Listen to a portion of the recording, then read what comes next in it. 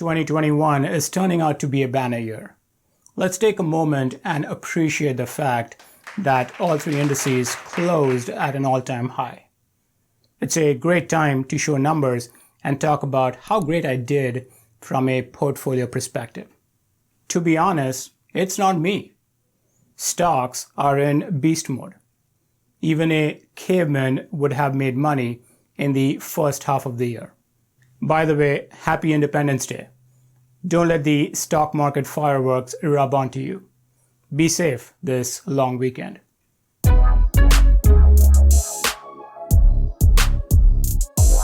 Hey guys, welcome to Think Finance. My name is Raj, and on this channel, I talk about personal finance, investment ideas, and ways to make money while we sleep. The bulls are in charge and market continues to roar. It's been epic so far. Question everyone is asking, is this the calm before the storm? In this video, I'll do a quick update on my portfolio, share some numbers, moves I made, and how I'm positioning for the rest of the year. Year to date, S&P is up 16%. My long-term portfolio in M1 Finance is up 24%. I also have some fun stash in Robinhood, which I mostly use for trading options. Fun stash is up 46% year to date. Currently, I am 45% in leverage ETFs, 15% in ARK Invest ETFs, and 40% in stocks.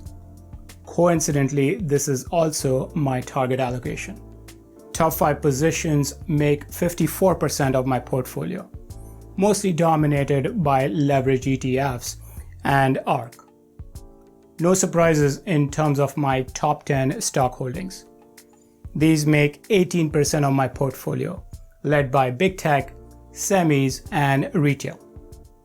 So far this year, I dropped $15,000 of new money in the portfolio and also did some rebalancing. I used the $15,000 to buy the March dip. More on that in a bit. Of course, I sound like a genius since my portfolio has done really well compared to the S&P. Frankly, it's the market.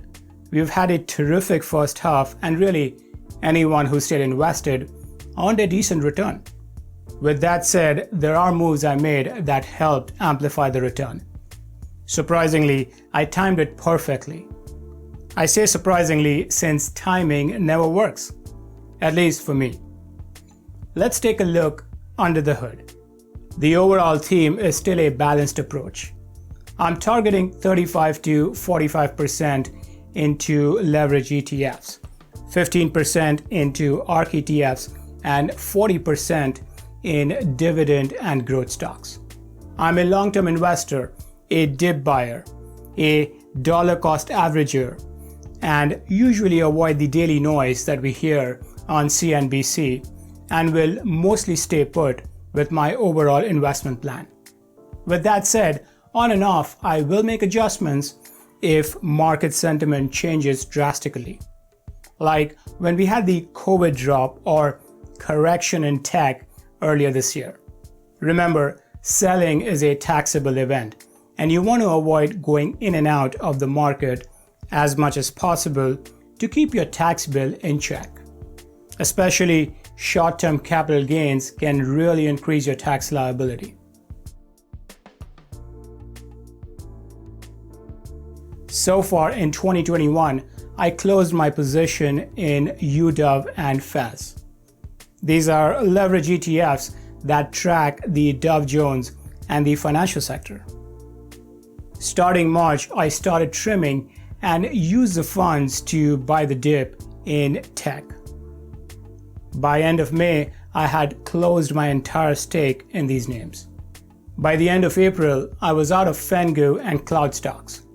High beta names were under pressure, and it made sense for me to lock some gains.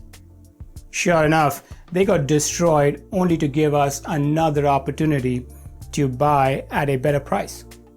I'll talk more about that later in the video.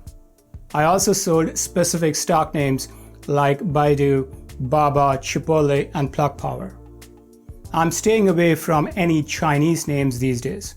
There's a lot of political and regulatory noise around these names, and I don't like that.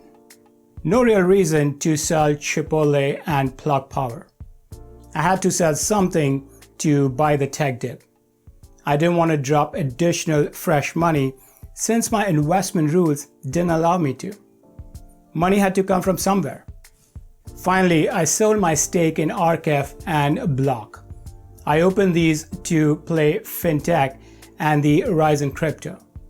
But I already have a huge position in Bitcoin and Ethereum.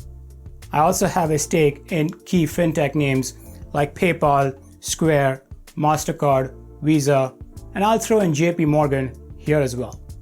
And I needed the money to buy the dip. For these reasons, I closed my stake in Arcef and Block. So where did the money go? What did I buy? Since March, I've been buying the dip in tech, semis, and ARK via leverage ETF, TQQQ, TECL, SOXL, and ARK Invest ETF, ARKK. I've also been adding to UPRO, the S&P 500 leverage ETF. It continues to be my largest holding. At the end of May, I reopened positions in core cloud names like CrowdStrike, Salesforce, and DocuSign. Other names I added include Airbnb, AMD, Crown Castle, and Etsy. Finally, I opened new positions in Warren Buffett fave Restoration Hardware and Intuitive Surgical.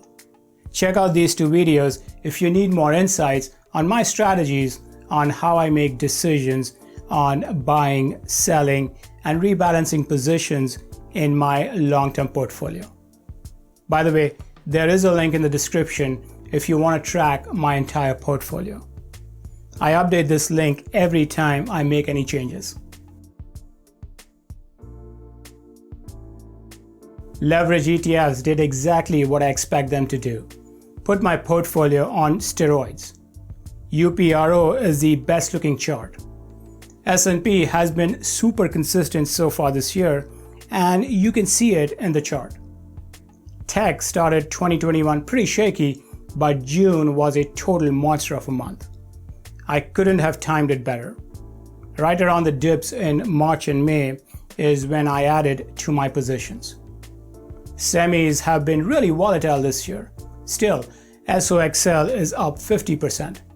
Surprisingly, SOXL is tracking SMH more like 2.5x as opposed to 3x.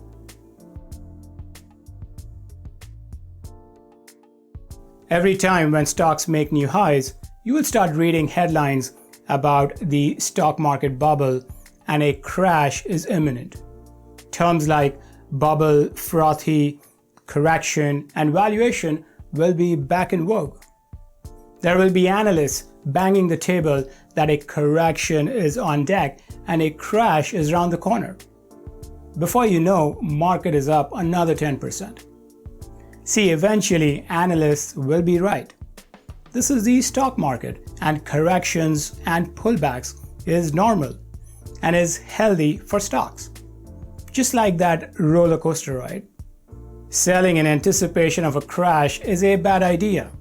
Yes, you manage risk by using smart strategies, but going cash is stupid.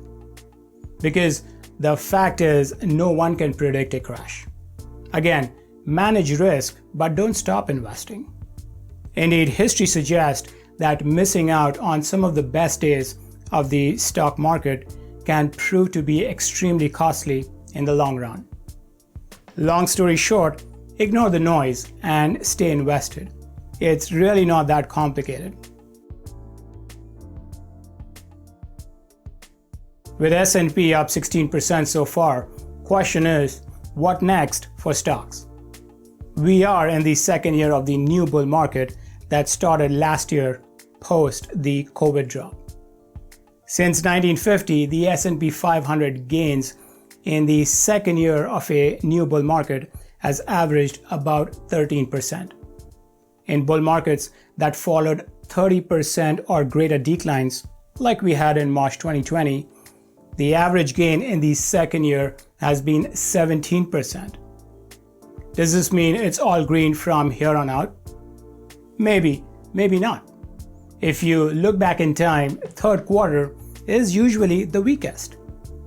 With S&P 500 up 16% already, it should not be a surprise if we see some sort of a pullback in the short term. Fundamental story looks pretty solid. Economy is in good shape, consumer is strong and is looking to spend as businesses reopen. Household income is steady, if not rising. Vaccines seems to be working. Of course, there's this threat of the new variant, and earnings have been pretty solid so far. Any news on inflation, taxes, tightening, or tapering of interest rates may create some volatility in stocks. My guess is, and I'm just another YouTuber, we are going to see some volatility in Q3. With that said, I'm a long-term investor, and for most of us, it makes sense to ignore the daily noise and stick with our investment plans. As I always say, automate your investing and invest consistently. Thanks for watching. Have a safe long weekend. Until next time, peace.